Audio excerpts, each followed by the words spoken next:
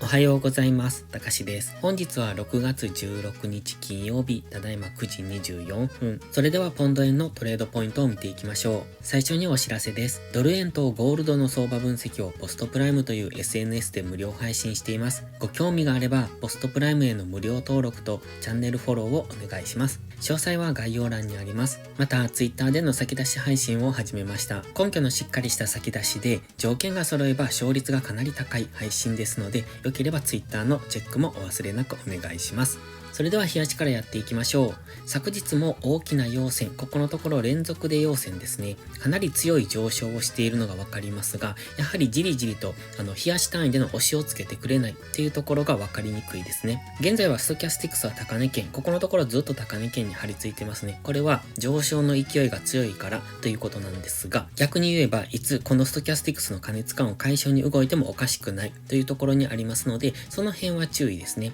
だからといって、そのストキャスティクスがここから下落するだろうという前提で逆張りのショートエントリーっていうのは危険ですので、今はこの上昇トレンドに逆張りはしない順張りで戦っていくのがやりやすいですし、ただその中で日足とか4時間足単位でこのストキャスティクスの過熱感をいつ解消に動くかわからないっていうところは念頭に置いておくのがいいですね。日足のマクディはかなり強いですので、ここから急激に下落するっていうイメージは持たない方がいいと思いますので、もし下落してきてもじりじりと、もしくは横ばいですね。そこからもう一段上昇っていうところを考えておく。基本的にはまだ上昇するというイメージを持っておくのがいいと思います。現在のターゲット、過去にも少しお話ししましたが、180円ですね。ここのライン。厳密には 180.5 ぐらいというところを今目指しておりますので、現在地が179円ぐらいですので、あともう少し上昇余地はあるんですが、ここがぴったり反応してくるというわけではありませんので、現在地付近から折り返すということも考えられます。今は GMMA との乖離も進んでますので、やはり一旦買い足での調整の下落を待ってからの次の上昇っていうところをイメージしておくのがいいですね。日足単位での調整っていうのは過去この辺で起こしてますよね。この緑丸の高値付近のところ。このくらいしか明確な調整っていうのが見られませんので、そろそろ同じぐらいの規模の調整を起こしてきてもおかしくない。そうなると GMMA が近づいてくるのを待つような、そういうタイミングに入ってくるかもしれません。チャンネル登録してね。では4時間足です。先ほど日足単位での調整って言っていたのがここですよね。ですので4時間足でも今じりじりと上昇して浅めの押しからの上昇になってきているのでかなりわかりにくくはなってます。ただ基本的には上昇中ですのでその流れについていく下がったところを買い足で拾っていくっていうそんな感じですね。4時間足もストキャスティクスは高値圏でエントリーするのでしたらここですね。ストキャスティクスが安値圏に入ったこの日、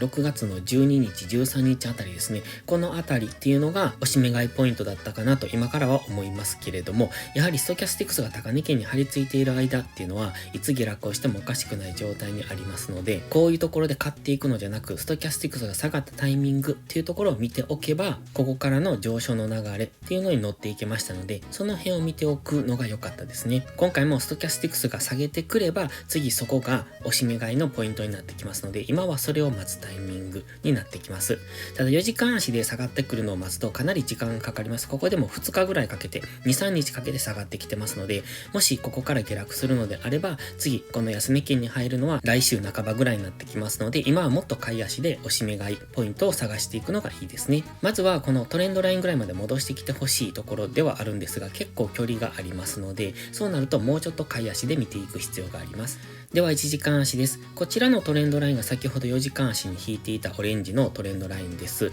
1時間足はその内側にさらに急角度のトレンドラインを引いてますので、現在はこの角度で上昇中なんですね。ですので逆に言えばこの角度を崩してくれば一旦大きめの下落に入る可能性がありますので、その辺は注意です。今1時間足の目線切り替えポイントはこの紫のラインです。178.126 に移動させました。ここを下抜けてくると次は1時間足の目線が下になります。ただ4時間足の目線切り替えポイントはここにありますので、この区間っていうのは4時間足の目線が上、なおかつ上昇トレンド中、1時間足の目線が下になってきますので、この辺っていうのは分かりにくい動きをしてくる可能性があります。ただですね、今上位足ではストキャスティクスの過熱感解消にいつ動いてもおかしくないところにありますので、1時間足の目線切り替えポイントを下抜ける、つまりこの今1時間足に引いた内側のトレンドラインを下抜けると大きめの下落をする可能性がありますので、やはりその辺は注目ですね。1時間足の GMMA の下に明確に潜り込んでくれば、そこからは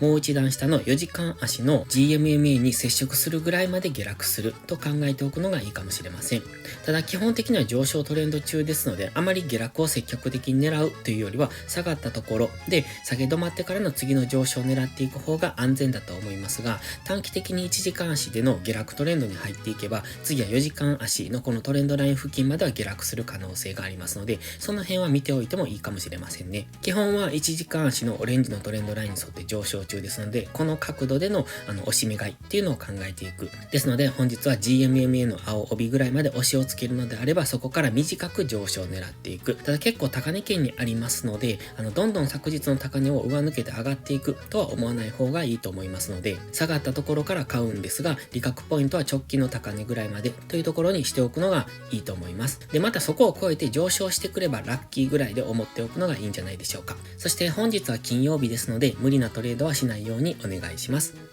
それでは本日は以上です。この動画がわかりやすいと思ったらいいねとチャンネル登録をお願いします。そして最後にお知らせです。YouTube のメンバーシップでは初心者の方向けの丁寧なスキルアップ動画を毎週更新しています。今週の更新は明日の予定なんですが、明日は終日出かけておりますので、本日有料投稿の更新をしていきます。また、初心者ではないけど安定して勝てないという方は、ポストプライムでのプライム会員をお勧めしています。こちらは YouTube のメンバーシップと違って2週間の無料期間があります。7月からプライム会員価格を値上げしますので、少しでも気になる方はお早めの行動がお得です。今登録すれば値上げ後も今の価格が適用されます。ぜひ無料期間を有効にご活用ください。詳細は概要欄にあります。それでは本日も最後までご視聴ありがとうございました。たかしでした。バイバイ。インジケーターの使い方解説ブログを書きました。GMMA、ストキャスティクス、MACD の使い方について詳しく書いてます。まずは一度目を通してみてください。きっとスキルアップのお役に立てると思います。インジケーターは何気なく表示させるのではなく、理解して使いこなすことが大切です。また、インジケーターを使ったエントリー手法のテキスト販売を始めました。こちらは初心者から中級者向けですが、初心者の方向けの初級編もご用意しています。勝つための聖杯なんてありません。だからこそ地味にコツコツとスキルを積み上げていくものです。このテキストはそんな方のお力になれると信じています。せっかく FX を始めたのですから、明るい未来を夢見て頑張りましょう。